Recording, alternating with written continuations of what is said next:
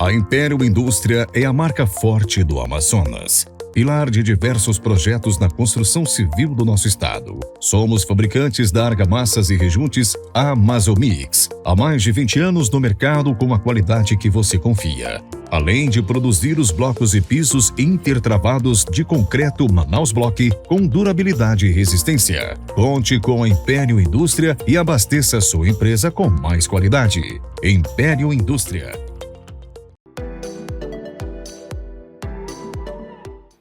Olá, você que está acompanhando a programação da rede MLC, programação especial nesse mês de outubro. A gente vai falar sobre os cânceres femininos e vamos inaugurar essa semana de outubro falando sobre câncer de mama. Você que acompanha sempre a gente, sempre emite aí a sua opinião, sempre comenta nos nossos vídeos e pede também. Claro que a gente não pode deixar de enaltecer esse mês de outubro e falar com você sobre esse tema extremamente importante de alta relevância. A gente está recebendo aqui nos nossos estúdios o Dr. William Fuzita, oncologista clínico, membro titular da Sociedade Brasileira de Oncologia Clínica, que vai falar com a gente sobre câncer de mama.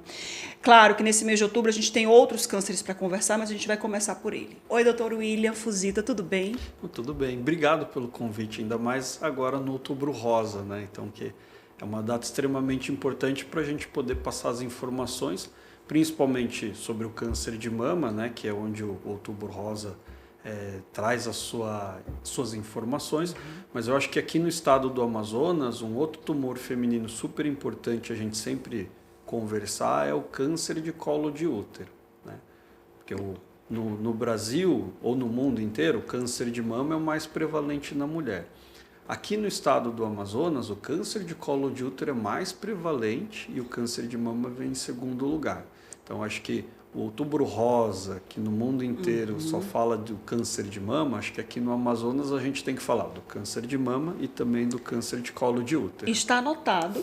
Por favor, coloque aí, porque a gente vai falar sobre ele até o fim do Outubro Rosa, ainda mais câncer de colo de útero, que é um câncer 100% prevenível, Perfeito. Resultado do vírus HPV, e a gente precisa discutir isso com relação à vacinação do HPV. Justo. E discutir sobre todo o protocolo preventivo que existe com o nome preventivo para a prevenção do câncer de colo de útero.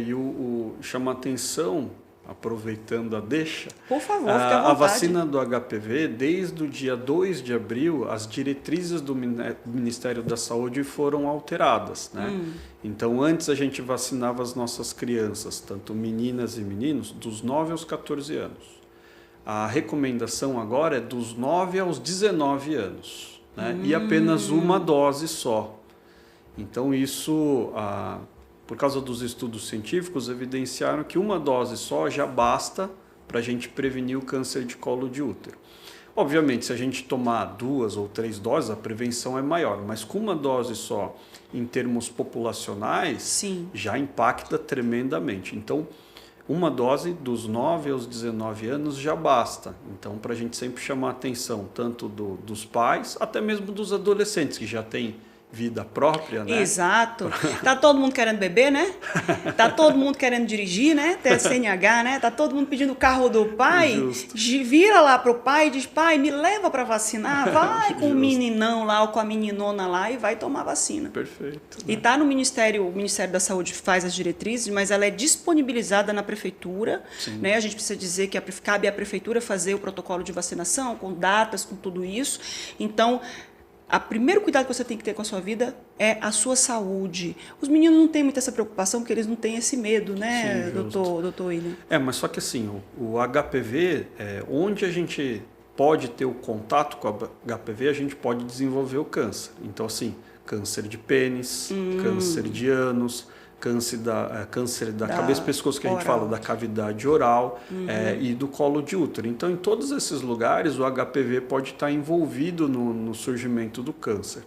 Então, a vacina não previne só o câncer de colo de útero, mas previne o de pênis, ânus e cavidade oral também. Então, por isso que é extremamente importante a vacinação. O legal é que o estado do Amazonas foi o primeiro estado do Brasil inteiro a começar a vacinação. Então foi em 2012. Em 2013, que o Brasil levou a vacina do HPV para todos os estados, mas o primeiro estado que iniciou foi o estado do Amazonas, uma iniciativa própria local. Que legal. E isso é uma ferramenta que já mostrou resultado. Quando eu cheguei em Manaus há 15 anos atrás, eu vim de São Paulo para cá, e o câncer de colo de útero era o dobro do que o câncer de mama no estado. Então, assim, um tumor 100% prevenível era o dobro do câncer de mama, uma coisa bem assustadora. Assustadora. Com a vacinação, hoje, na cidade de Manaus, o câncer de colo de útero e de mama, a estimativa é igual. Ou seja, em 10 anos, em 12 anos, né? Em 12 foi 2012, anos, 2024, em 12 anos nós já vemos um resultado. Já vemos o resultado. Então, o câncer de colo de útero na cidade de Manaus está igual ao câncer de mama. Infelizmente, no interior ainda está um pouco mais do que o câncer de colo de útero, está um pouquinho mais do que o câncer de mama. Então, mostra que às vezes no interior o acesso à vacina ainda está com uma certa dificuldade, a procura da vacina ainda está com uma dificuldade. Por isso não conseguimos baixar igual o câncer de mama. Mas eu acho que a gente tem que chegar, por exemplo, no nível da cidade de Boa Vista, por exemplo. Sim. Boa Vista também tinha o câncer de colo de útero muito mais prevalente do que o câncer de mama. E aí, com as campanhas e tal, o câncer de colo de útero tem caído. Então, assim, o câncer de mama já está mais do que o câncer de colo de útero. Então, mostra que as ações, tanto de realização de Papa Nicolau e da vacinação, no estado de Roraima tem funcionado. É que, assim, lá, se a gente comparar com o Amazonas, é um estado menor. Sim, a população é menor. E é mais fácil chegar com estradas, não é que nem aqui o Amazonas, que é tudo rios, né? Então, acho que a complexidade do nosso estado é maior. Mas, assim, se Roraima conseguiu, a gente consegue também. Não, a complexidade é maior, mas a experiência dos governantes já tem de sobra. Sim, então não dá mais para você alegar as peculiaridades do estado para chegar à vacinação. Ainda mais com esse dado de que uma dose é suficiente. Justo. Então a gente não pode discutir isso. A gente precisa o quê? Viabilizar a canoa, a rabeta, o rio está seco, não chega, não é mais barco. Então pega um carro, pega um triciclo, faz um quadriciclo, faz alguma coisa assim, mas não pode deixar as pessoas sem uma prevenção dessa que no futuro, doutor William, a intenção é não ter mais câncer de colo de útero. Isso, por exemplo, é um exemplo que a gente tem que seguir. A Austrália já conseguiu. Então, radical o câncer de colo de útero. E com a vacina. Então, Nossa, assim, nós já temos países que já conseguiram atingir, né? Então, a Organização Mundial de Saúde é uma campanha mundial que eles querem erradicar o câncer de colo de útero através da vacina, né? Então, o Brasil faz parte da Organização Mundial de Saúde, a gente tem estimulado campanhas para isso, né? Então, é algo que é extremamente necessário. Então, a gente tem um grupo que chama Grupo EVA, é um grupo de profissionais da área de saúde, na realidade multiprofissional, que combate os tumores ginecológicos, né? E também tem o Grupo EVA, por exemplo, nesse mês que passou, eles têm o Setembro em Flor.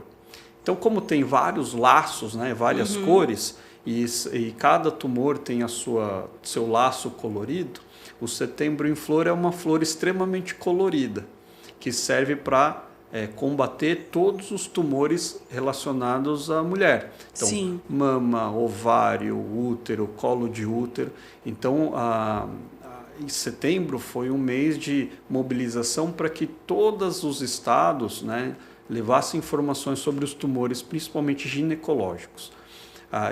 O Grupo EVA tem trabalhado muito intensamente para tentar levar a vacina em todos os locais do Brasil, porque a gente sabe que com essa ferramenta a gente vai salvar muitas vidas, né? Não, gente, tudo que todo mundo quer é a cura do câncer. Justo.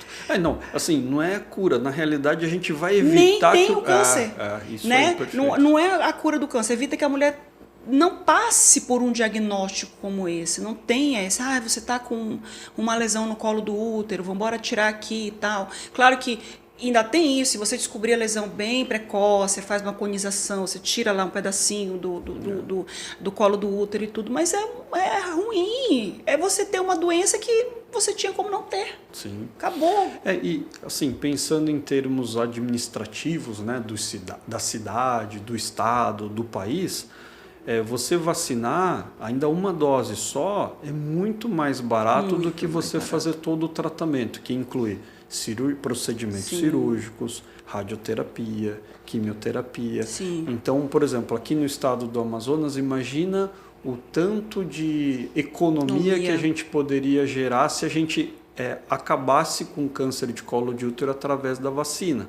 Então, sobraria muito mais recurso financeiro para tratar, dentro da oncologia, outros tumores, né? Redirecionar os recursos, Isso. né? O Dr. Gerson Mourão e a doutora Mônica Bandeira, lá no SECOM, eles trabalharam bastante e está quase inaugurando o CEP-Colo. Então, assim, vai ser uma estrutura voltada para tratar lesões precursoras do câncer de colo de útero. O bacana disso é que, assim, tomara que, através da vacina, a gente faça com que esses casos diminuam e a gente possa usar a estrutura do CEP-Colo que está sendo construída para depois, que quando a gente acabar com os tumores de colo de útero, acabar com as lesões precursoras do câncer de colo de útero, a estrutura não vai mais ser necessária. E aí a gente transforma para tratar outros tipos de tumores. Então, que não são preveníveis, isso, né? E essa é o que a gente está torcendo e sempre estimulando todo mundo a se vacinar. Quando a gente dava notícias sobre a abertura das vacinações, né, do vírus HPV, quando eu dava a notícia, né, você sabe aí que a gente tinha fazia um programa ao vivo, era impressionante, eu não sei se ainda existe isso, né, porque é diferente a gente estar falando todo dia. A gente tem aqui uma rotina na rede, mas não está nas filas ali ainda, né, ouvindo as pessoas, mas é impressionante como a gente ainda via alguns pais dizendo: não vou vacilar minha filha do vírus HPV, porque o HPV é uma doença sexualmente transmissível, e que eu vou instigar minha filha a iniciar as relações sexuais mais cedo. Justo. Meu Deus, ele não vacinava a menina. Na realidade, não é só para HPV. Então, a gente tem visto doenças que a gente não tinha mais voltarem. O sarampo? Sim. Que a gente estava erradicado do Brasil há 30 anos, eu acho, não sei quantos anos. Salvo engano, a gente tinha recebido, o Brasil recebeu um certificado em 2009 por erradicar o sarampo. Absurdo, isso foi absurdo. Só que essa visão errada que a vacina faz mal, muitos pais deixaram de vacinar as crianças. Em consequência, isso deixou a porta aberta. Por que vacinar as pessoas é necessário? Porque às vezes tem uma única pessoa lá no meio que não foi vacinada, mas como todo mundo em volta dela se vacinou, o vírus não chega até ela. Só que o problema é que a quantidade dessas pessoas que não foram vacinadas está aumentando tanto que quando o vírus chega, já tem pessoas suscetíveis e começa e aí se alastra dentro da nossa população. Então, é importante chamar atenção não só para a vacina do HPV, mas vacina da hepatite, que previne o câncer de fígado. Né? E todas as outras vacinas. Hepatite B, né? Hepatite Por exemplo, B. Que isso, a vacina da hepatite você B. fica a vida inteira com hepatite B sem sintomas, são 10 anos, 20 anos. E quando tu vê um belo dia, teu câncer está todo tomado, lá está doente. Então, assim, a vacina da hepatite B é extremamente necessária, porque a gente evita, obviamente, a infecção pelo vírus, se você vacinar antes do contato, e a consequência disso não permite desenvolver o câncer de fígado. Né? Então, isso é outra ferramenta extremamente necessária e que, às vezes, se perde, essa orientação se perde. Porque não vê, a doença não tem sintomas, a pessoa não sofre, não sente dor. Eu sou a Maria Vacina, eu sou o problema. Eu cheguei uma vez numa clínica dessa de vacina, eu falei: tu tem que vacina aí? Tem vacina pra quê? E eu fui para vacinar só Covid. Na época era Covid? Não sei o que era. H1N1, eu acho. Fui para vacinar H1N1. Tu tem vacina de quê aí? Eu tenho para meningite meningocócica, eu tenho para pneumonia. Tu tem vacina para pneumonia? Quantas tu tem? Tenho para 2 tipos de pneumonia, para não sei o quê, não sei o quê, não sei o quê. Eu falei, eu quero todas, me dê todas. Eu fui com a cestinha e fui comprando, pegando a vacina todo dia. Eu falei, eu quero para meningite. Meningite, tu tem vacina para meningite meningocócica? Me dá uma vacina dessa, põe aqui no meu braço. Maria, vacina. Porque eu não aceito, a gente tem uma vacina que vai evitar que você tenha uma doença e morra. Sim. Porque meningite meningocócica é uma das piores meningites, não é isso? Sim. Meningocócica É extremamente virulenta, letal. né? A gente fala virulento, quer dizer, é uma coisa extremamente agressiva. Proliferação de vírus muito grande, que faz com que você rapidamente tenha os sintomas, né? Sim, então a vacina é uma ferramenta extremamente importante na medicina e é uma medicina preventiva. Então você evita problemas utilizando a vacina. Então, se a gente for fazer contas, né, cálculos administrativos, a vacina é o melhor tratamento que a gente tem. Exato. Né? Porque você primeiro você não fica acamado, Sim. porque você não adoece, você não perde dia de trabalho, você não vai demandar teu plano de saúde, é mais econômico para todo mundo. Justo. Todo mundo tinha que se envolver na vacinação. Os planos de saúde tinham que se envolver na vacinação, não só o poder público, claro, o poder público porque é cobrado pelo Ministério da Saúde. Se a gente parar para pensar nessa crise financeira que o sistema de saúde está passando, para mim, se eu fosse gestor ou dono de um plano de saúde, a primeira coisa que eu ia fazer, colocar a vacinação para todo mundo. Exato. Por quê? Porque você evita a pessoa que tem o plano de saúde ficar doente. Exato. Então o plano de saúde vai gastar menos dinheiro. Eu acho que eles iam até investir se eles fornecessem um desconto. Tem plano de saúde, eu te dou 50% de desconto. Sim. Tem um plano de saúde, vai lá e vacina. Para eles é muito mais econômico. E aí também todo como se diz, uma conduta, um protocolo de prevenção. Então, é o Outubro Rosa, mamografia, Novembro Azul, cuidado com a próstata, né? Saúde do homem. A gente tem setembro, que tem câncer de colo de útero, março também, colo de útero. Marrom, abril, se eu não me engano, é marrom, que é dos olhos, então tem câncer, tem o câncer infantil e tudo. Dezembro, olhos, laranja, que é para tumores de pele, principalmente o melanoma, que a gente, o Brasil é um país tropical. Então, assim, a primeira ação minha seria atualizar a caderneta de vacinação de todos os usuários e todo mundo vai ter que fazer os exames preventivos, tanto oncológicos como cardiológicos. Nossa, imagina o tanto de economia que você geraria. Então você num momento de crise de saúde por problemas financeiros, isso ia economizar muito. Então, assim, é questão de tentar usar a nossa inteligência para coisa boa, né? É por isso que a gente está aqui hoje. É por isso que a gente está aqui hoje para falar sobre câncer de mama e também câncer de útero, de colo de útero. Acabou, a gente já falou sobre isso também. Já divide aí no recorte, tá? Pra gente, essa primeira parte aqui toda foi de câncer de colo de útero. E tá ótimo, tá bem falado. Vamos falar de câncer de mama agora? Vamos. Olha só, a gente vai conversar sobre câncer de mama porque me causou muita comoção o caso da Camila Campos. A gente tem aqui, a produção vai já colocar aqui, a Camila Campos é uma cantora gospel que estava grávida de 7 meses quando foi diagnosticada com câncer de mama. Só que como começou o câncer dela, ela sentiu uma dor na coluna e por causa dessa dor na coluna ela foi procurar o médico e que já estava grávida de 7 meses, quando descobriu que essa dor na coluna se tratava de uma metástase de um câncer de mama. Inclusive, ela já mudou aqui para rosa, não estava nessa cor não, tá? Eu venho acompanhando a Camila há alguns meses, ela já mudou para rosa aqui, todos os destaques dela, justamente para trazer essa consciência, né, do câncer de mama. E ela, numa das lives que ela fez, ela disse, o câncer não é grande, o tumor que estava na mama dela não é um tumor grande, mas é um tumor que teve uma invasão sanguínea, então acabou levando para ela ali esse câncer.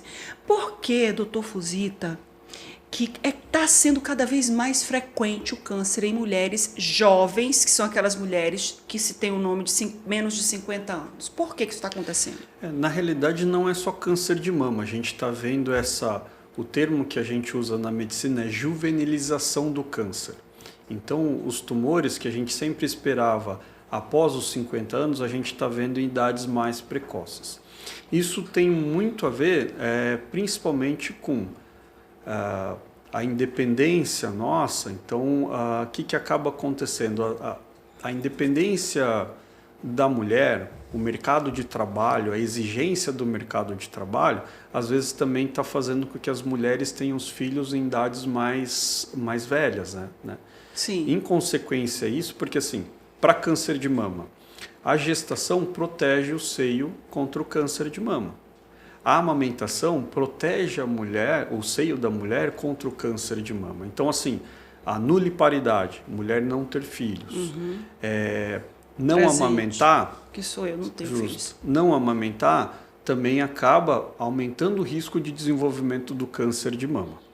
No caso da cantora, né, da Camila Campos, já é um pouquinho diferente, porque foi na gestação. Né? Então a gente tem que prestar atenção, porque tumores em mulheres tumores no geral, em pacientes muito jovens, a gente tem que pensar num provável defeito de fábrica. Genético. Um problema genético.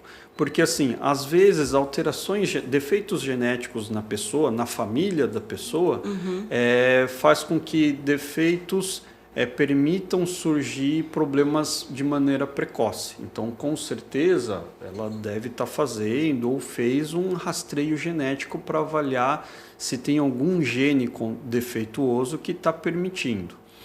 Outras situações são a nossa, não só qualidade de vida, como os hábitos de vida.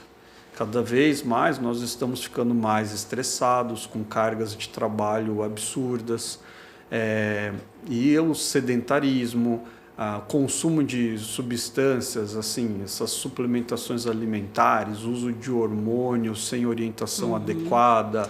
A mulherada vai malhar, não procura um endocrinologista ou procura profissionais que não tenham responsabilidade de segurar um pouco esse freio. Justo. Né? E aí vai aplicando emplasto de testosterona, vai aplicando chip de testosterona, vai aplicando um monte de coisa. E aí esse profissional que tem que virar e falar, epa, já chega, eu não faço mais isso. Sim. Aí ele vai, não, porque eu quero, doutora, porque eu quero resultado, porque eu quero ter um corpo malhado. E desvirtua o que é o exercício físico.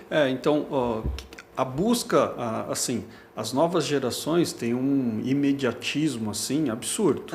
Então, essa busca de um resultado imediato acaba gerando a procura de profissionais mal intencionados que utilizam-se de hormônios, principalmente, ou suplementações inadequadas, para ter um resultado da noite para o dia. Então, da noite para o dia, você vê as pessoas criando músculo que, de maneira natural, seria impossível. Exato. Né? E, infelizmente, está pensando só no agora, porque agora fica com o corpo bonito, mas talvez no futuro possa gerar um problema muito sério. Muito né? sério, no fígado e tudo. Nessa reportagem da Luciana Gadelha, sobe aqui, Lu, Alessandro, né? Sobe aí, tem um estudo do periódico científico BMG Oncology que analisou diferentes tipos de cânceres e mostrou que o início precoce, ou seja, diagnóstico abaixo de 50, aumentou em 79%. Está ali em cima, ó. 79% pelo mundo nas últimas 3 décadas, desde 1990 a 2019, que é justamente quando teve o boom tecnológico, industrial, a revolução que a gente vem enfrentando da indústria 4.0, indústria digital e tudo mais, e cobrou muito realmente desse trabalho, e o trabalho exagerado, que é um dos fatores, não é esse o fato, é muito importante que se diga aqui, por causa da nossa responsabilidade com quem está assistindo a gente, é um dos fatores, esse trabalho, essa correria, essa loucura, traz o estresse, traz a falta de atividade física, traz a alimentação urgente, rápida, sem aquele cuidado na cozinha de preparar o seu próprio alimento, o que é um dos fatores que também e a obesidade também, né? Então, assim, a falta de controle, o peso nosso tem que ser adequado com a nossa altura. Se a gente tem sobrepeso e obesidade, infelizmente, isso é fator de risco para desenvolver câncer. Esse estudo ele é pacífico. Isso é pacífico na comunidade médica. Sim, o quê? sim. O que eu pergunto? Pacífico. A obesidade é um dos fatores que predispõem ao surgimento do câncer. Isso é pacífico. Isso. Por que isso me preocupa? Por que eu menciono isso com tanta ressalva, sabe, doutor Fuzita? Por quê? Porque a gente vê também, em paralelo, nas redes sociais, uma romantização da obesidade. Infelizmente. Gente que se coloca lá como eu sou saudável, enquanto que a Organização Mundial da Saúde determina que tem o IMC, o Índice de Massa Corpórea, determina um CID para a obesidade, Código Internacional de Doença, trata a obesidade como uma doença. Sim. E tem gente que vai para lá tratar como estilo de vida. Sim. Assim, a glamour... Ficou Glamourização, né? Ficou um glamour e também uma coisa de muita de defesa, né? Então, às vezes as pessoas eu acho que a obesidade tem que ser tratado de maneira séria, mas a gente não pode discriminar as pessoas. Não. Eu acho que como tem um grande processo de discriminação, né? Então, às vezes a pessoa, por ser obesa, possa sofrer bullying, né? Na escola, Sim. por exemplo. Então, assim, obviamente isso tem que ser combatido. E é muito diferente, isso aí é do caráter do indivíduo. Sim, justo. O indivíduo que trata com descriminalização é um cara que não tem empatia, não tem simpatia, não tem cuidado com o outro, tudo é uma discriminação. Isso aí é caráter. Isso. Agora, daí, como remédio para uma fraqueza de caráter, eu vou para as redes sociais, eu tenho um comportamento de pregar estilo de vida e que todo mundo tem que aceitar, beleza, ninguém tem nada a ver com a tua vida. Mas assim, apesar de aceitar as pessoas assim obesas como elas são, perfeito. Mas a gente tem que saber que isso pode gerar doenças. Várias doenças, principalmente doenças crônicas. Então, doenças crônicas doenças neurológicas como Parkinson, senescência, Alzheimer, né, demência, problemas cardiovasculares, problema do coração, derrame, AVC. Aneurismas, aneurisma, porque está lá engatada a gordura lá nas artérias do teu cérebro. Então, principalmente tromboses, né? Então, como a gordura está lá, então você começa a diminuir o tamanho do calibre. Então, o sangue não consegue passar de maneira adequada. Vai coagulando. Isso. E aí tem o grande risco de ter um derrame, né? Um acidente vascular cerebral. No coração, infartar. Então, entope a artéria do coração, o sangue não passa. E também doenças degenerativas relacionadas como o câncer, principalmente. Então, vários tumores, a gente sabe que a obesidade é fator de risco, né? Dentre eles, o câncer de mama, a obesidade, infelizmente, tem íntima relação com o câncer de mama, né? Então, é importante salientar que a nossa sociedade tem passado por esse processo de industrialização. Então, assim, na antiguidade, a pessoa tinha que sair para caçar, tinha que ir plantar para colher a sua comida de subsistência, para sobreviver. Hoje não, a gente vai no supermercado, está tudo pronto, até o açaí está pronto, né? Então é tudo mais simples e mais fácil. E a consequência disso é que a gente ingere muita caloria. Então, por isso que a prática de esportes, né, a fim de manter a saúde, é extremamente necessário. A prática de exercícios físicos, a gente tem que tentar explorar isso ao máximo, porque se as crianças estão praticando esportes, estão fazendo atividade física, muito difícil que no futuro elas desenvolvam doenças, né? Então, os pais, os adultos têm que servir de exemplo para as crianças. Então, eu acho que é uma questão cultural, né? Agora, como é que estão os estudos hoje? A gente falou aqui de exercício físico, mas a gente vai voltar a falar um pouquinho mais sobre isso aí. Como é que estão os estudos hoje do câncer de mama? Eu me lembro que, vamos lá, eu tenho hoje 45, com muito orgulho. É importante dizer isso, porque eu não vou ficar escondendo a idade, porque tem muita gente que me conhece há muito tempo. Eu estou na TV desde os 15, eu não tenho como mentir, né? Então, assim, eu lembro que na minha época lá, que eu era jovem, de 12, 9, 10 anos, quando algum vizinho adoecia de câncer, ninguém nem dizia o nome. Primeiro, era aquela doença. Aí as crianças, mas mamãe, o que é aquela doença? CA, menino, CA. E não falava de jeito nenhum. E naquela época também, quando aparecia um câncer de mama, era meio que uma roleta russa, né, doutor? Tem quimioterapia, joga, vamos torcer para dar certo. E às vezes não dava, às vezes dava. Como é que está isso hoje? Hoje mudou muito o cenário, que muitas pessoas não têm mais medo da palavra câncer, do diagnóstico câncer, principalmente porque desenvolvemos novas tecnologias, novos medicamentos, novas ferramentas de cirurgia para agregar no arsenal do tratamento oncológico. Em consequência, a gente tem curado muito mais. E pessoas, mulheres, que às vezes a doença já foi para outro lugar, que a gente fala que é uma doença metastática, que às vezes não tem como curar, a gente aprendeu a controlar a doença. Então a gente tem tornado as doenças incuráveis em doenças crônicas. Então, fazendo uma comparação, uma analogia, igual pressão alta ou diabetes. O que a gente sempre fala a gente consegue controlar a doença. Então, vai fazendo o tratamento e a doença fica controlada e a pessoa tem a vida o mais próximo do normal. Sim. Diabetes, se fica tomando remédio, comprimido, a insulina, você controla. Não vai morrer da diabetes. Pressão alta da mesma maneira. Mas só que se você deixa de tomar o remédio da pressão alta ou da diabetes, vai ter alterações e você pode padecer por causa disso. O câncer, hoje a gente conseguiu aprender a tratar. Então existe isso do câncer metastásico, em que você... É metastático? Metastático, em que você, vamos dizer, o câncer já foi descoberto tardiamente, foi para outro órgão, mas você toma um remédio, recolhe aquele câncer, ele está lá, a célula cancerígena está lá, recolhe aquele câncer e você protela a vida daquela pessoa aí por mais 10, 15 anos, às vezes. Sim.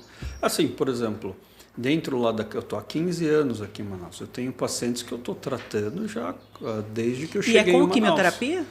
Assim, tem vários recursos. Certo. Obviamente, cada tumor tem suas características. Então, assim, características hormonais, características moleculares, presenças de proteínas e até mesmo alterações genéticas. Certo. Então, assim, cada situação a gente chama de individualização do tratamento, personalização do tratamento. Então, apesar da palavra câncer de mama ser igual, o câncer de mama, assim, você pega uma mulher com a mesma idade, com câncer de mama do mesmo lado, mas podem ser tratamentos completamente diferentes, porque a gente baseia o tratamento hoje em várias características. E tem os estudos que trazem descobre essa identidade do tumor. Sim, perfeito. E hoje o que mais a gente utiliza são ferramentas genéticas. A gente identifica hoje, por exemplo, eu estava dando uma aula agora esse final de semana lá em Brasília. Eu fui dar uma aula sobre alterações genéticas e o tratamento do câncer de pulmão. Hoje a gente tem situações que a gente consegue identificar a mutação. Antes a gente só queria saber se era positiva a mutação ou negativa. Hoje a gente tem que identificar qual a mutação desse gene. Então, assim, que há mutações super diferentes no mesmo gene, às vezes. Isso no câncer do pulmão? Isso no câncer de pulmão.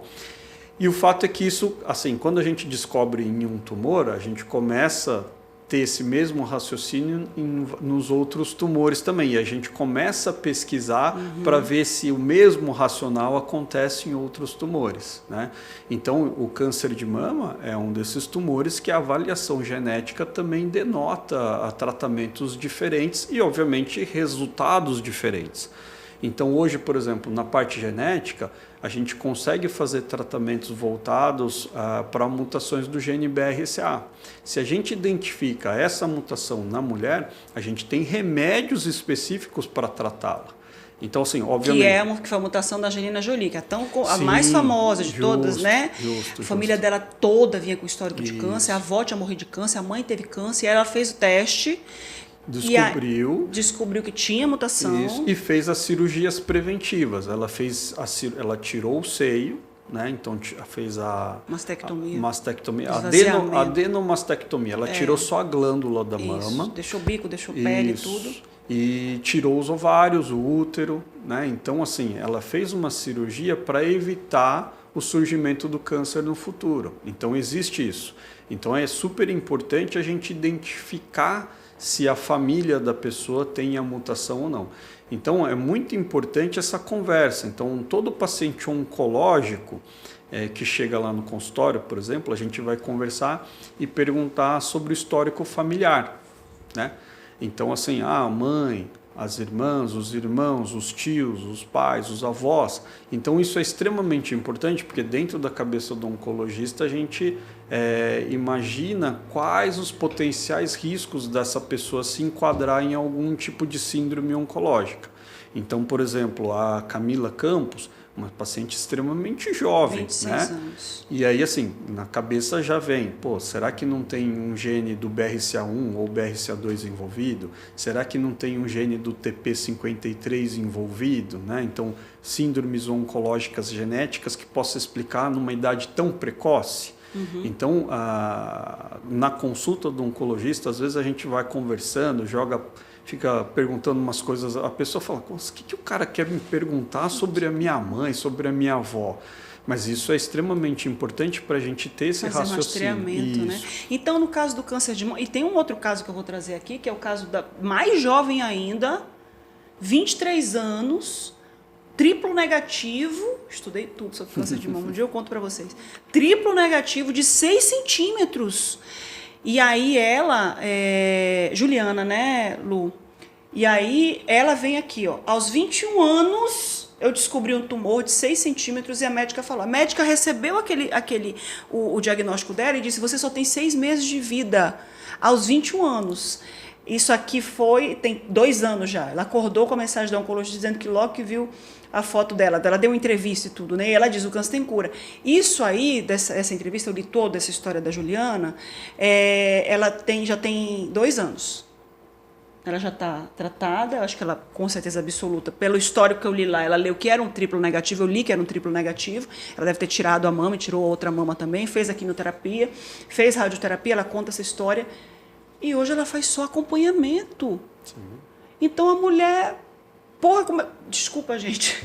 Como que a pessoa diz para uma mulher que ela tem... Quem é a médica que diz que tem 6 meses de vida com todo o histórico que a gente tem hoje de tratamento e tudo mais, né? Isso que eu acho que é extremamente importante, a pessoa procurar o especialista, né? Então, o que a gente sempre fala, um exemplo que eu dou para os pacientes lá na clínica, eu falo, o pato nada, voa, corre e canta. Mas se compara com o tubarão, não nada igual. Não. Se compara com a águia, não vai voar igual, né? Nunca. Então, o fato é que às vezes colegas muito generalistas às vezes têm uma visão limitada sobre o assunto, né? Então, médicos que ficam dando esses prazos de validades para os pacientes, isso eu acho algo muito errado, porque a medicina evolui a passos extremamente largos. Então, por exemplo, se eu deixo de estudar 2, 3 dias na área de oncologia, eu já estou deixando... Já está atrasado. Já estou atrasado. A informação da... O que ela diz? O triplo negativo, 6 centímetros. Sim. Nossa! Então, assim, o fato é que o triplo negativo é muito comum em mulheres abaixo dos 50... É mais comum nas mulheres abaixo dos 50 anos e que tem algum comprometimento genético. Então, talvez... na qual na família dela ela tenha. Eu tenho uma amiga que teve um triplo negativo, mas a mãe já foi curada 2 vezes de triplo negativo. Então o triplo negativo, ele é chamado de triplo negativo porque ele é negativo para os 3 hormônios que eles fazem, né? Assim, uma avaliação básica no câncer de mama, a gente avalia 3 proteínas, né? Sim, essa é a pergunta que eu ia fazer também aqui. Receptor de estrogênio, receptor de progesterona e uma outra proteína que chama HER2, tá? Principalmente por quê? Porque essas três proteínas ficam ali na célula, na membrana da célula. E aí a gente tem medicamentos que interferem. Então, assim, se o receptor estrogênio é positivo, a gente consegue fazer tratamentos anti-hormonais contra o estrogênio. Se é o HER2 positivo, a gente tem medicamentos para bloquear esse HER2. Então, obviamente, quando você tem um tumor triplo negativo, quer dizer que você não tem essas ferramentas para combater o tumor. E o que é esse tumor?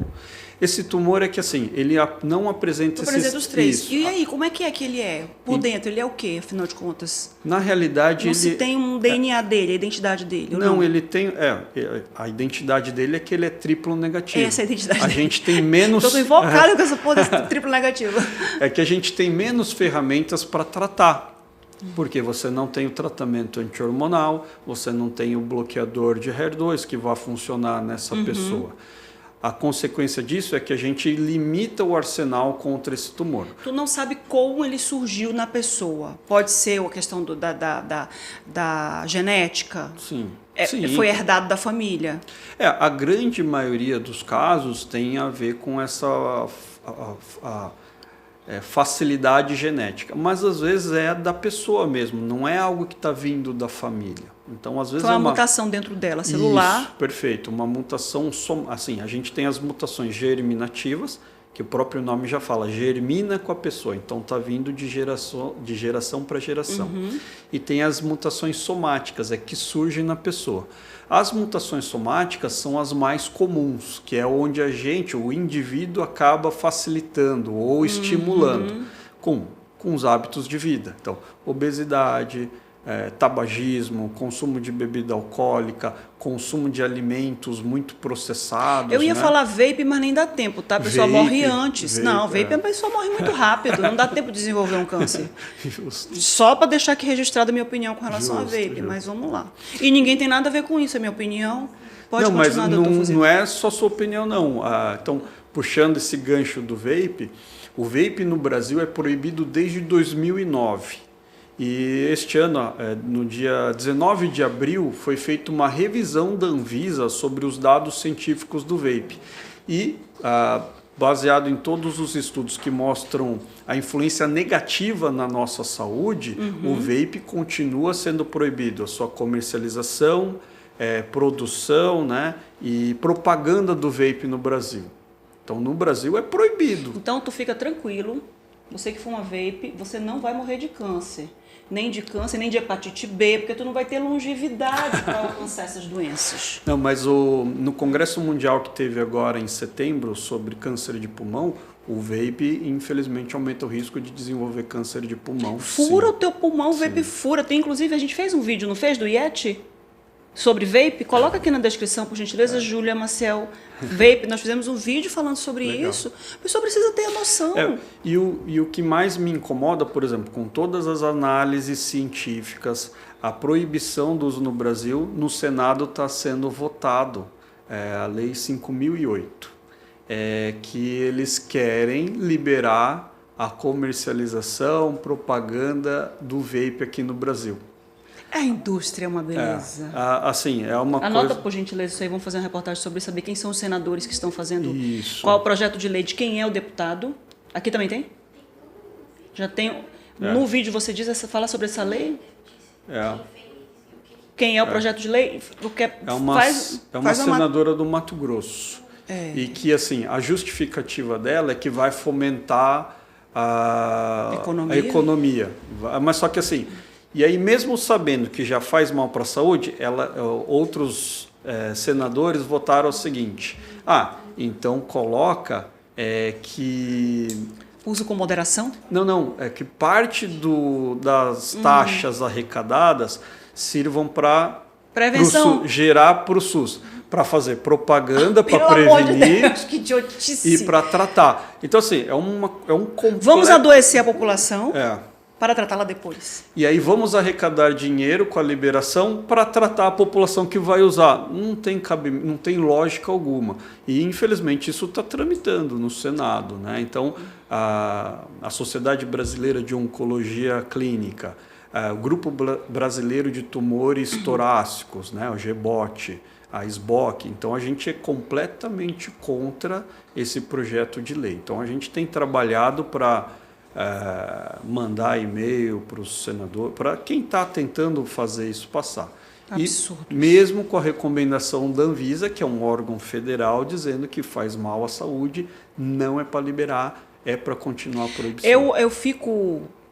Aí eu vou dizer uma frase que meu pai adora, que o Robson adora, que eu também adoro, que foi do Joaquim Barbosa, ex-ministro do STF, acho que era do STF, que ele era ministro, quando ele estava fazendo julgamento ali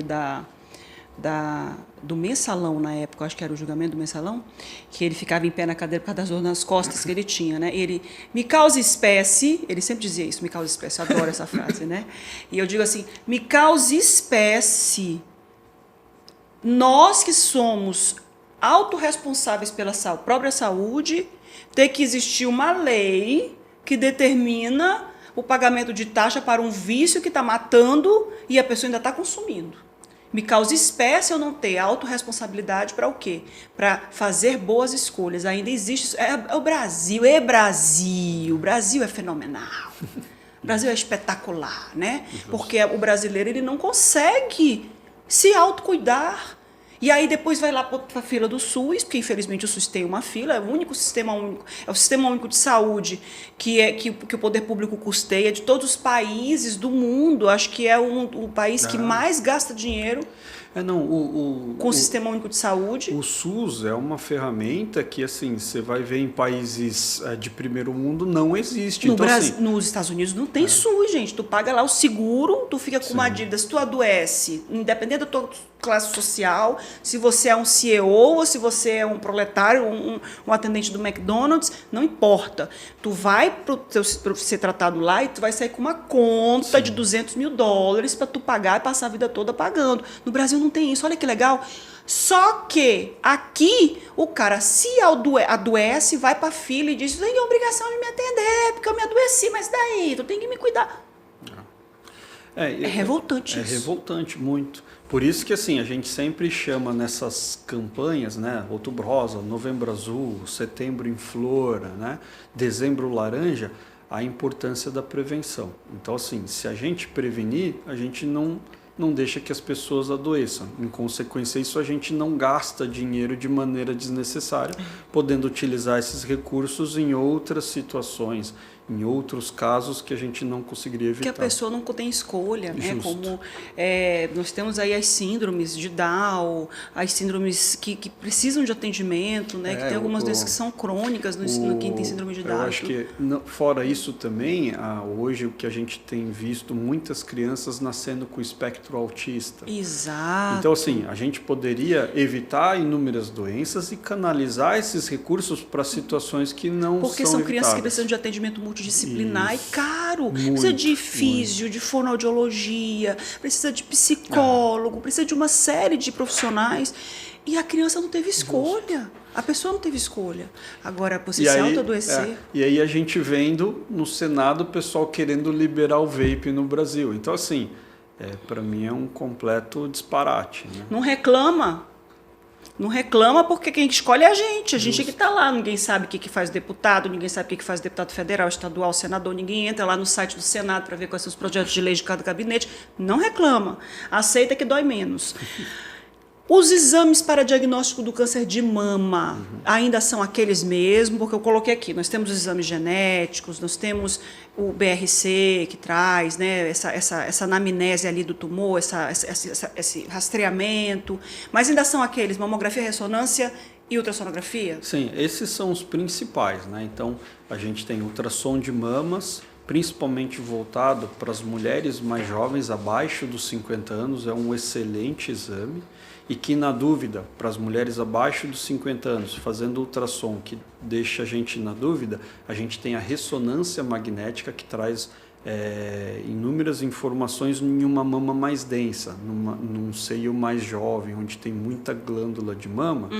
Então, assim, esses são os melhores exames. Para as mulheres acima dos 45, 50 anos, a mamografia também se torna um excelente exame, porque é o tecido da mama onde já está sendo substituído, a glândula está sendo substituída pela gordura. Então, na mamografia fica muito mais fácil enxergar.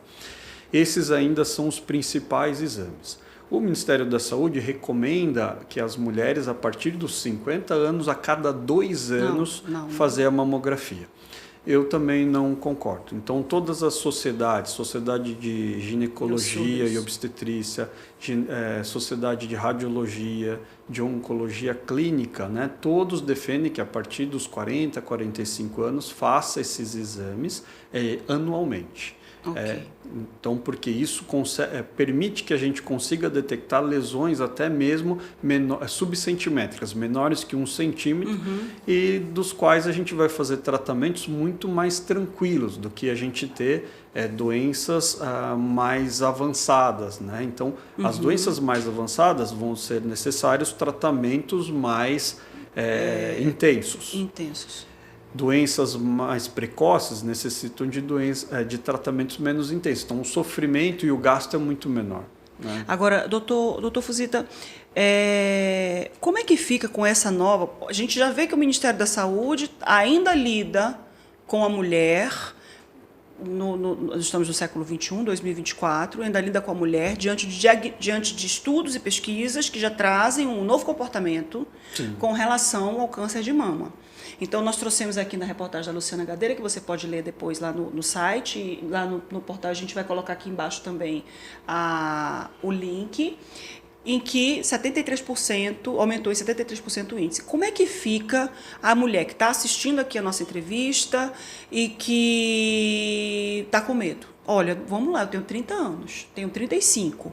Tem história, eu vi alguma coisa, minha mãe comentando, minha tia, que tem um caso na família de câncer. Como é que é o comportamento dessa mulher? Ela chega no consultório e diz, doutor, passe aqui uma mamografia, que eu estou com medo. Não, eu acho que assim, é extremamente importante. Mulheres jovens, né, então assim, que estão para iniciar ou iniciaram atividade sexual, tem que estar fazendo acompanhamento com o ginecologista. Ok. Tá?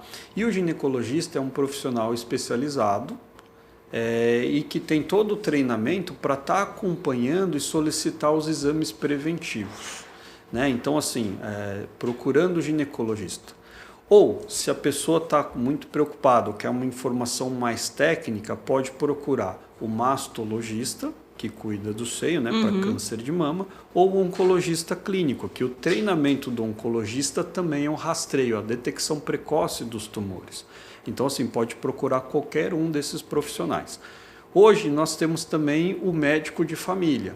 Na formação do médico de família, existe todo o ensinamento e treinamento relacionado a técnicas preventivas, orientações de prevenção. Isso é uma especialidade? É uma especialidade. Médico de família é uma especialidade. O médico de família é aquele médico que está ali Não vou tentar adivinhar, não, porque eu não faço curso de adivinhação e toda vez que eu tento adivinhar com o doutor Fuzito, eu converso com o doutor Fuzito e falo... Ele, não, calma. O que é o médico de família? Médico de família a pessoa faz o curso de medicina e depois se especializa em médico de família. É um médico generalista que está ali literalmente acompanhando as famílias pessoalmente. Então eu ia acertar dessa vez? Eu ia. É aquele médico que vai na casa, que acompanha o idoso que não pode se deslocar, que traz aquela atenção.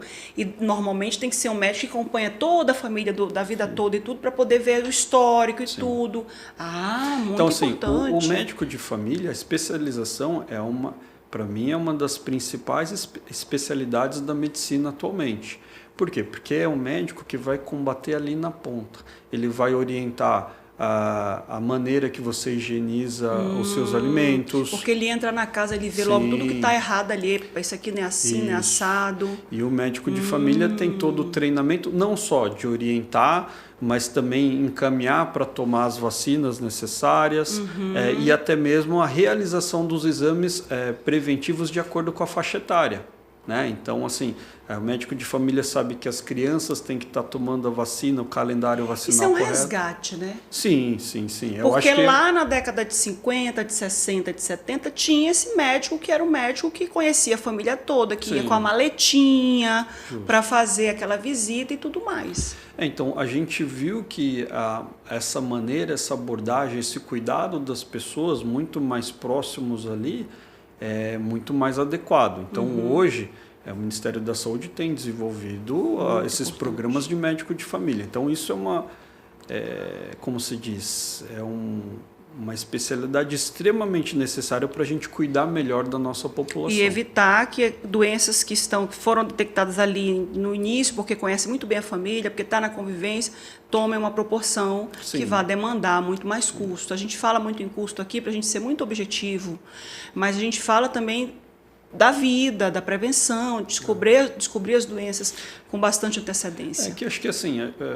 falando nessa palavra de economia, né, a palavra dos custos, é o custo em relação a sofrimento. Exato. É o custo relacionado àquela coisa que o paciente tem que ir lá tratar. Fica internado 5, 10 dias. Sofre os efeitos colaterais dos tratamentos, a recuperação pós-operatória. Então, assim, essa economia, esse custo que a gente fala, é esse custo de vida. Isso, literalmente. É custo de vida. Da qualidade de vida. Da qualidade de vida.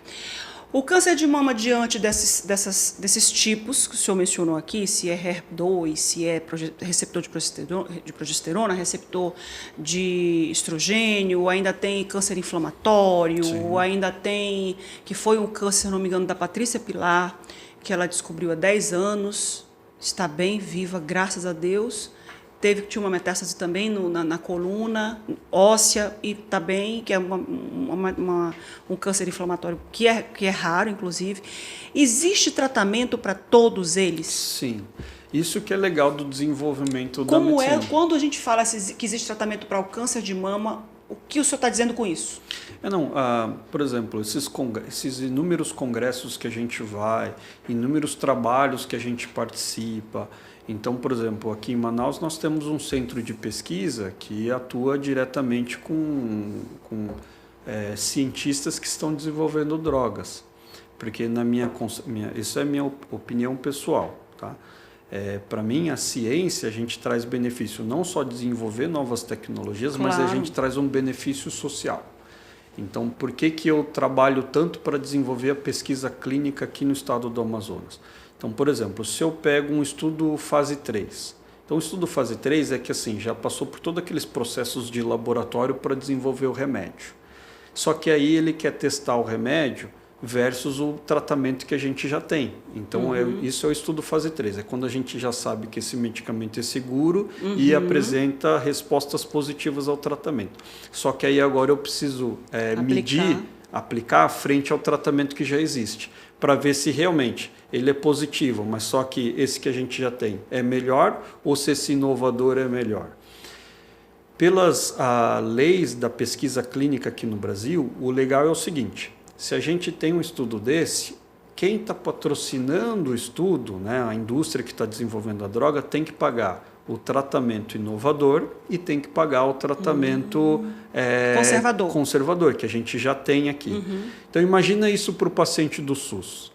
Né? Então, a gente está fazendo esse tratamento para o paciente do SUS, a gente está tirando o gasto do SUS. Então vocês estão fazendo esse tratamento com o pessoal que está do SUS. Vamos dizer, essa pesquisa é feita assim. Para mim, toda pesquisa clínica tem que ser oferecida ou tem que ser desenvolvido dentro do ambiente do SUS. Obviamente, pacientes do setor privado podem participar? Com certeza, isso aí é para todo mundo. Por quê? A gente vai trazer um benefício para todos. Os pacientes estão fazendo tratamentos adequados. Dentro de um ambiente científico, você tem que fazer todos os exames para ver se o tratamento está causando algum efeito colateral, se está respondendo. Então, assim, é um ambiente muito mais controlado. Os exames são feitos de maneira muito mais corretas, no tempo correto. Então, você está levando um tratamento extremamente controlado e perfeito para as pessoas. E aí, assim, se o paciente é do SUS, você tira esse paciente do gasto do SUS. Se esse paciente é de um plano de saúde, você está tirando esse paciente do gasto do plano de saúde. Então, e assim, são indústrias, a grande maioria são multinacionais, de fora do país. Então, essa indústria está injetando recursos financeiros e medicamentos dentro do Brasil. A gente está diminuindo os custos do SUS, dos planos de saúde, e o paciente está sendo assistido de maneira muito mais estratégica, estrita, controlada e radical, assim, então, naquele controle. A minha briga para desenvolver o centro de pesquisa que a gente já tem aqui no Amazonas é dar essa acessibilidade a essa população que realmente necessita. E aí a gente tem um impacto para o paciente, que vai trazer um tratamento bacana para ele, de maneira correta, adequada, porque infelizmente a gente sabe a realidade do SUS. Às vezes falta medicamento, atrasa tratamento porque o remédio não chegou, né? Sim. Então, assim, você controla isso. Fora isso, o impacto social, socioeconômico, mas também esse impacto em todo o conhecimento, né? Então, que todo mundo envolvido na pesquisa acaba sendo necessário estudar mais. Então, você vai ter que correr mais atrás das informações. Então, você só tem benefício na pesquisa. E é benefício direto e indireto. Justo. Né? Quando a gente vê aqui, é benefício direto e indireto. Aí pega o vereador, viu? Pega ali, viu, Júlia? O nome do deputado federal que está lá aprovando a lei do vape, manda ele dispensar uma verba de gabinete para o centro de pesquisa do Dr. William Fuzita. A gente tem o telefone dele, tenta falar com ele lá, manda um e-mail. Eu fico indignada. Qual é a diferença entre remissão E cura? Não, assim, é um termo que a gente usa, remissão completa, é que assim, remissão a gente divide em não tendo resposta ao tratamento, então progressão de doença. Aí a gente tem respostas parciais, ou remissão parcial. Então o tumor regride, mas não desaparece. A gente tem a resposta completa ou remissão completa, é porque desaparece o tumor por completo. Certo. E a cura é um termo que a gente utiliza quando a gente fez todo o tratamento e que aí a gente tem certeza que a doença não vai voltar mais. Quando a gente tem dá para ter essa certeza? Dá. Obviamente, cada tumor tem sua característica diferente e seus riscos diferentes. Então, eu sempre escuto os pacientes me perguntando, doutor, depois de 5 anos eu estou de alta? O fato é que isso varia de acordo com os tumores.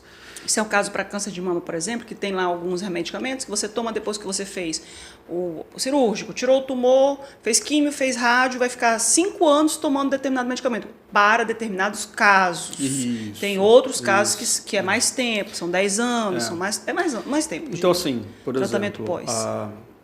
De uma experiência pessoal, né? Eu tenho minha sogra que teve um câncer de mama triplo negativo. Ele deu um golpe na mulher dele.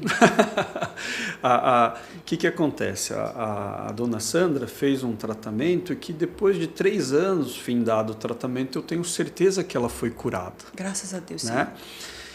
Eu tenho outros pacientes que têm câncer de mama, mas só que infelizmente pelas características biológicas, esse tumor pode voltar daqui 20 anos.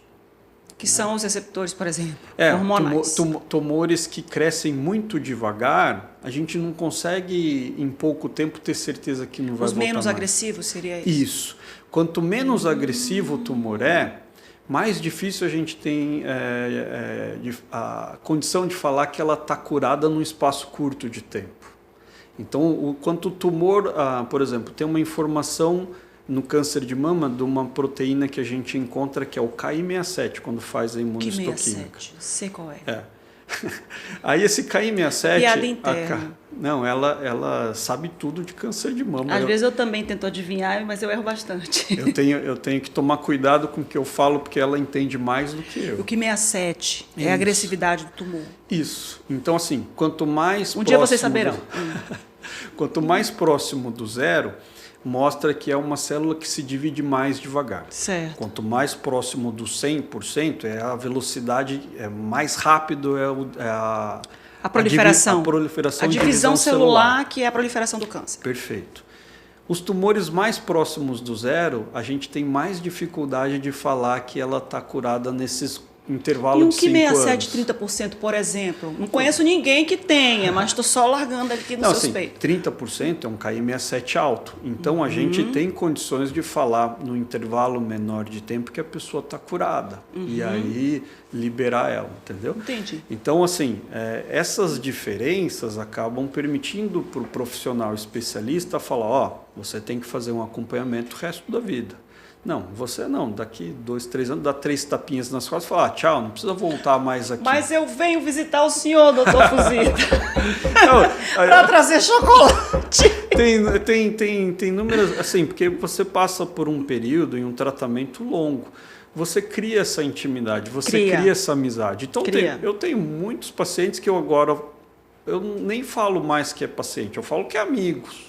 Que acabam vindo lá, marca lá, fala, eu só consigo falar com você marcando uma consulta. Eu vim aqui só para te dar um abraço. Você fala, mas eu fico lisonjeado, uma consulta, sim. Mas assim, mas é tudo de acordo com as características biológicas, moleculares e até mesmo genéticos do tumor, para a gente poder falar se está curado ou não. Sua sogra está bem? Tá ótimo. Não, mas quando a sogra dele estava doente, quando descobriram o tumor, ele era namorado da esposa dele. Eu posso contar essa história? Posso?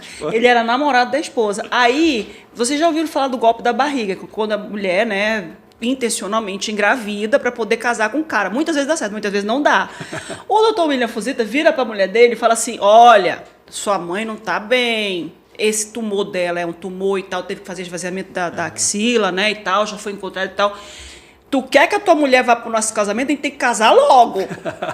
A mulher dela fez... Como é o nome da sua esposa? Carol. A Carol fez o quê? Então vamos casar logo, meu amor, porque eu preciso que a mamãe vá pro casamento. Aí a sogra Viviane da Silva, graças a Deus. Não, a gente já está casado há 13, 14 anos. Olha que já. bênção, ô Senhor, Então, graças a Deus. Eu dei o golpe para ela casar mais rápido. O golpe do triplo negativo, meu Deus do céu. Isso é piada de oncologista, hein?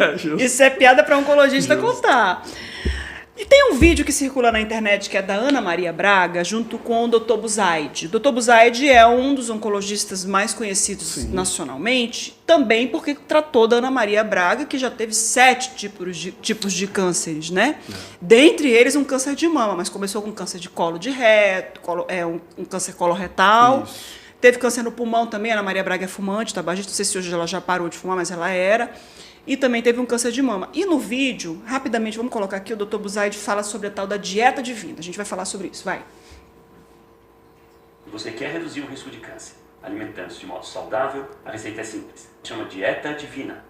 Como assim, Buzaide? Só o que Deus fez. Eu acho ótimo. Você olha, fala, foi Deus? Não foi? Tá fora. Simples assim.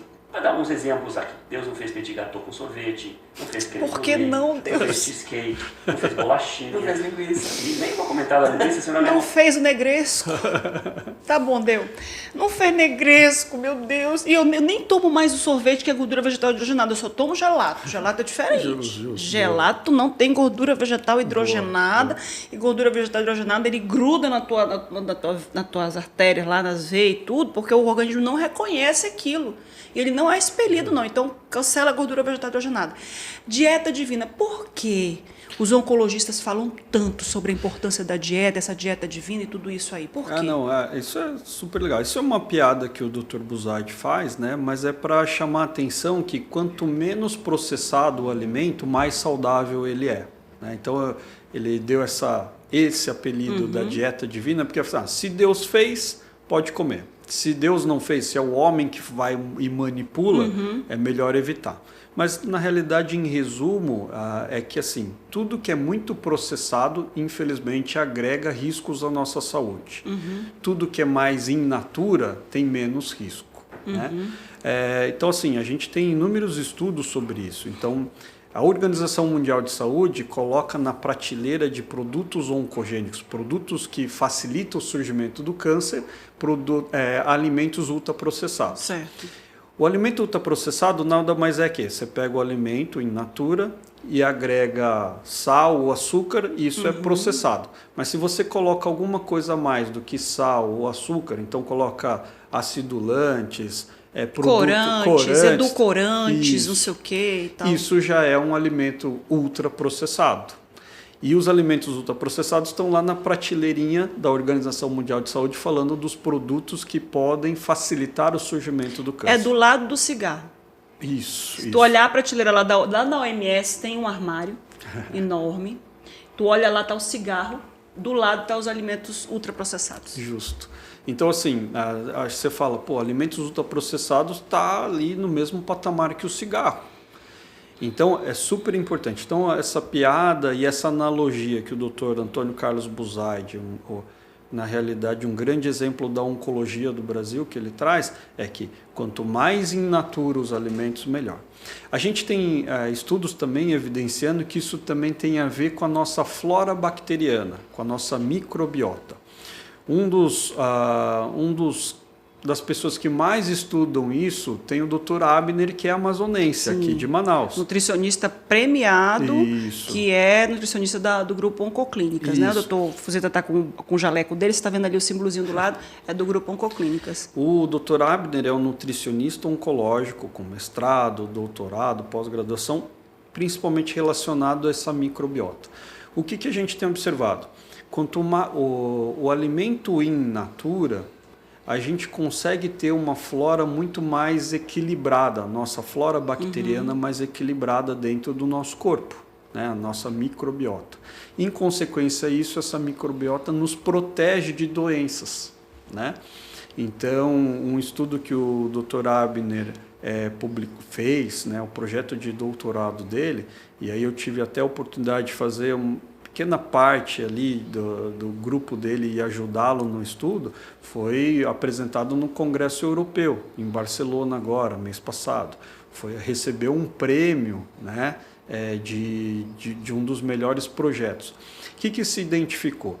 Que a flora bacteriana na boca não é para ser encontrada no intestino. Né?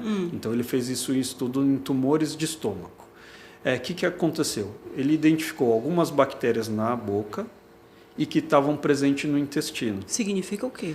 É que assim, essas bactérias estão passando, não era para passar, né? Porque o estômago, a acidez do estômago é para matar todas essas bactérias. Então não é para ter a mesma bactéria na cavidade oral e no intestino. Certo. E alguns tipos de bactérias, especificamente, no estudo do Dr. Abner, ele evidenciou que pode trazer resultados piores ao tratamento. Então, assim, isso é um potencial, não dá para usar ainda de maneira comercial, mas é um potencial marcador para a gente saber se o paciente vai bem com o tratamento ou não.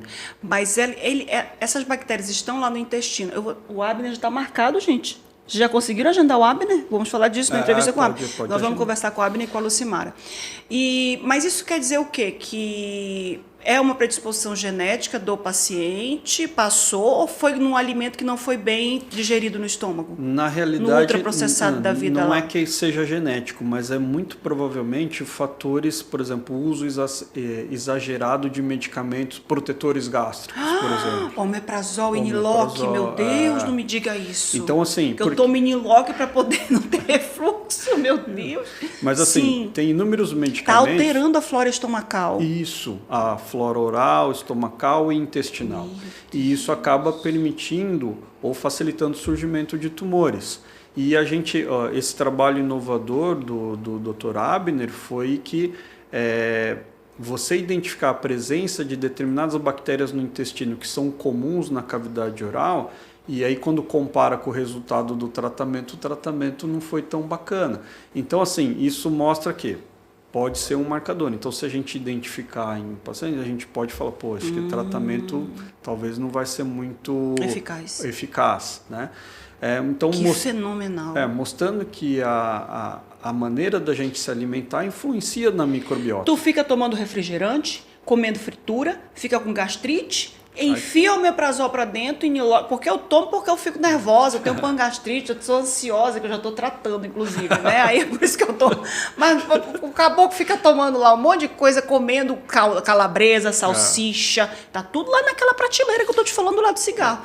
E aí altera as bactérias naturais do estômago. E por isso que o alimento, uma alimentação rica em frutas, verduras e legumes é tão importante. Quando você se alimenta com produtos naturais, saladas, né, você está criando uma flora, uma microbiota muito mais adequada.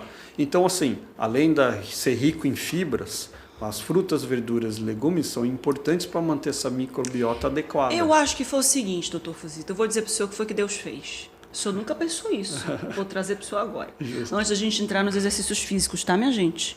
Tá? Deus criou o homem e fez a comida toda o quê? Adaptada a esse organismo que vos fala. Aí tu vai e altera tudo, porque o homem faz isso, a indústria do alimento faz isso, porque tem que ser mais macio, porque tem que ser marshmallow, porque tem que ser sensível ao paladar, porque é comfort food, não sei o quê. Altera tudo. Não foi Deus que fez. E aí a gente põe para dentro, estraga com o trabalho perfeito que é o sistema do ser humano. Eu acho que é isso. Porque tudo combina para que a flora dê certo com o alimento natural, com a comida natural, sem esquentar o azeite, sem tudo aquilo. E aí a gente estraga tudo. Acho que a humanidade mudou principalmente quando o homem conseguiu aprender a fazer o fogo.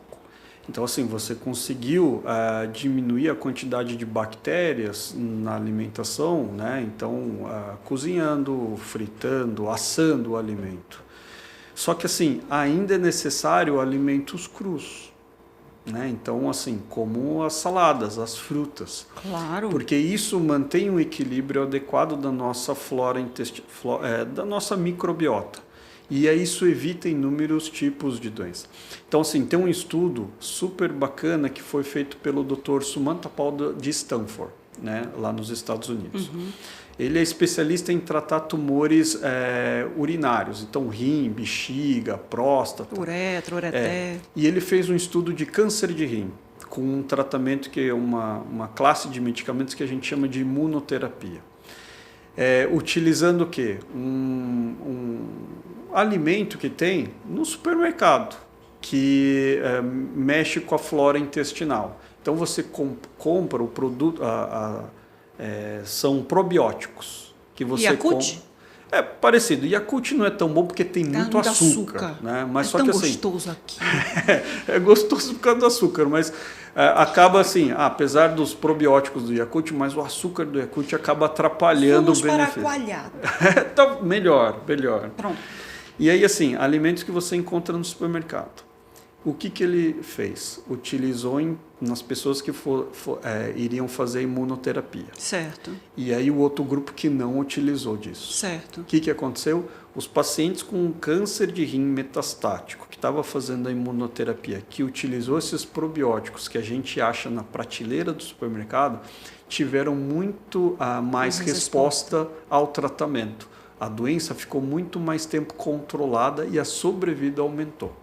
Então, assim, você fala... Que nome? O que é isso, gente? Não, esses probióticos normais que a gente compra no supermercado. Entendi. Mas só que, assim, o fato é, se a gente tem uma alimentação saudável, mais próxima de saudável, frutas, verduras e legumes, a gente não precisa comprar esse probiótico, porque é de uma maneira natural. A gente está influenciando de maneira positiva a nossa vida, a nossa qualidade de vida e o surgimento de doenças. Gente... Aí eu vou dizer uma coisa para o senhor, não vou dizer nada. Como que é? A gente é o que come. Né? Então, a gente é o que come, não literalmente. Diga isso. Essa misdoçura que tem que aquela torta de farinha láctea. Sim, não tem a plaquinha de 70 minutos, 70 minutos. Elas me mostram plaquinhas com 30, com 40 e com 60 minutos. Não tem plaquinha de 70 minutos. Eu vou só falar do exercício físico. Por que o exercício físico é tão importante para prevenir a doença, o câncer, e durante o tratamento também é imprescindível?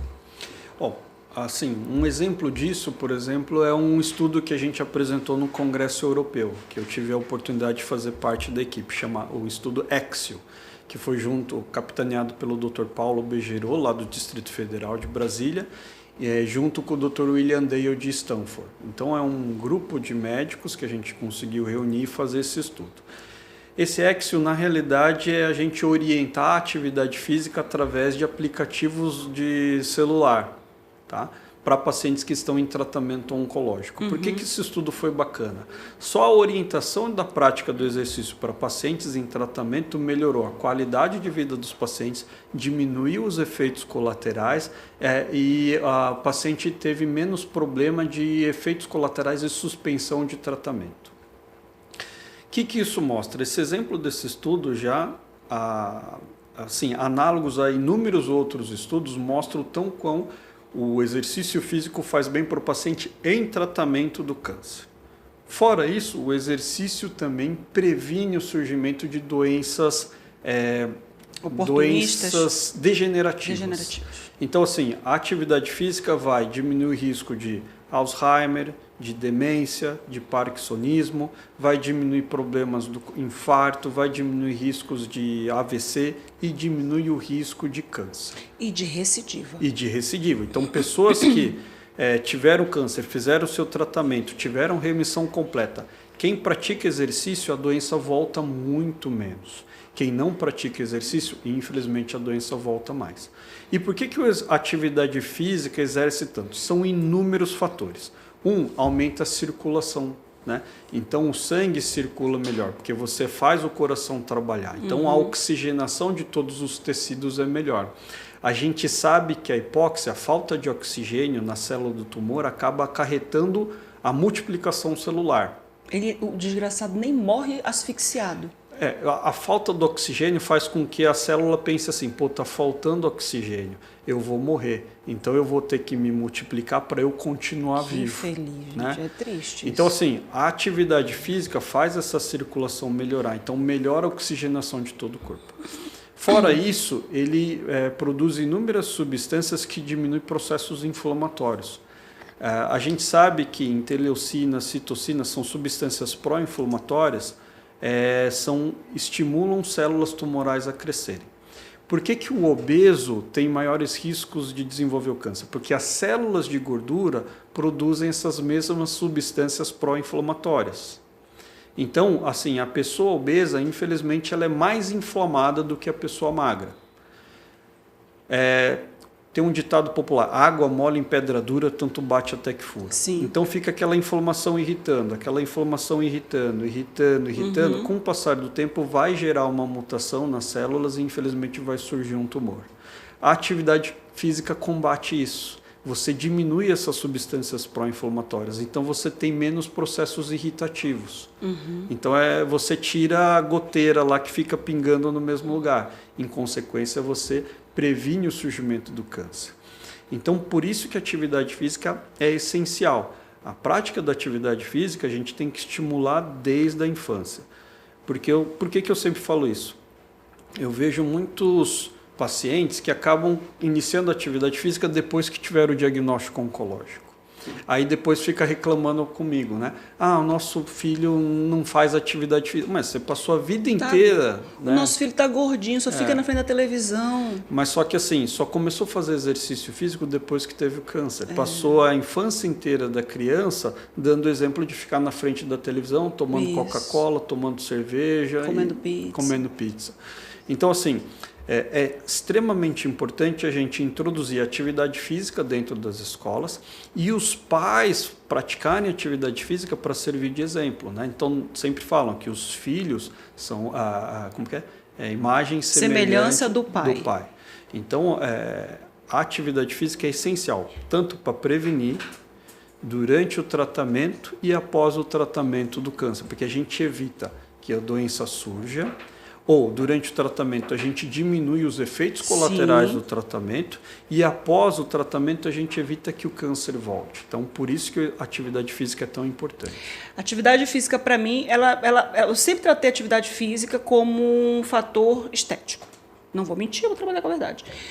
Hoje a atividade física para mim é inegociável. A atividade física para mim a importância da atividade física para mim hoje está como a comida importante para mim. Justo. Então, se eu como todo dia, eu tenho que fazer atividade física todo dia. Sim, perfeito. Doutor Fuzita, muito obrigada por ter vindo comigo hoje aqui conversar sobre isso. Tenho a impressão que o senhor vai voltar até o final de outubro. Não sei, alguma coisa me diz. O curso de adivinhação que eu estou fazendo está me dizendo isso. Mas a gente vai organizar com todas as suas agendas, seus horários, que ele tem que fazer atendimento, ele tem que viajar para congresso, tem que fazer pesquisa, tem que não sei o que, tem tudo isso, né? A gente vai conciliar. Mas eu quero agradecer imensamente a sua vinda aqui na abertura do nosso Outubro Rosa. Tem um valor diferenciado, especial. Eu quero agradecer por todo esse assunto que a gente conversou hoje aqui, viu? Eu que agradeço o convite. Obrigado por permitir a gente poder discutir sobre assuntos tão importantes da saúde da mulher e que, com certeza, todo esse trabalho que você faz serve para, como se diz, estimular as pessoas e a gente consegue levar essa informação de evitar o surgimento do câncer. Então, eu que agradeço o convite e a oportunidade de estar aqui com você. Voltará outras vezes. Obrigado. Obrigada a você que acompanhou mais essa entrevista. Eu espero que você tenha assistido essa entrevista do início ao fim. É uma entrevista que fala sobre câncer de mama, mas não é só para a mulher que tem o câncer de mama ou que teve o câncer de mama. É para o pai, é para o filho, é para o irmão, para o parente, para o primo e para você que quer prevenir o surgimento de câncer também na família, na vida e tudo mais, tá? Falamos de vários assuntos aqui, quero que você comente aqui embaixo, deixe sua pergunta, deixe sugestão de assuntos e eu sempre digo assim... Quer ter uma vida saudável para os seus filhos? Eu não tenho filhos, mas sou filha, né? E sei muito bem como é que foi a minha vida em casa e tudo mais com relação a esses exemplos e tudo. Claro que eu tenho pais aí com 70, com 80 anos e que não têm esse hábito de cuidar da comida e da alimentação, cuja obrigação hoje é nossa. Se bem que meu pai tem 87, meu pai comenta muito das galinhas caipira, das buchadas, do cheiro verde que foi tirado lá do quintal da minha avó para jogar dentro da panela, sem agrotóxicos, sem tudo mais. O estilo de vida que nós tínhamos lá na década de 30, de 40, não é o mesmo de hoje. Então, não se deixe levar pela indústria alimentícia que quer enganar você com cheiros, cores e sabores. Na dúvida, fique com a cor da natureza, fique com o sabor da natureza e com o cheiro da natureza. Obrigada a você que acompanhou mais essa entrevista do Deixa que eu pergunto. Até a próxima.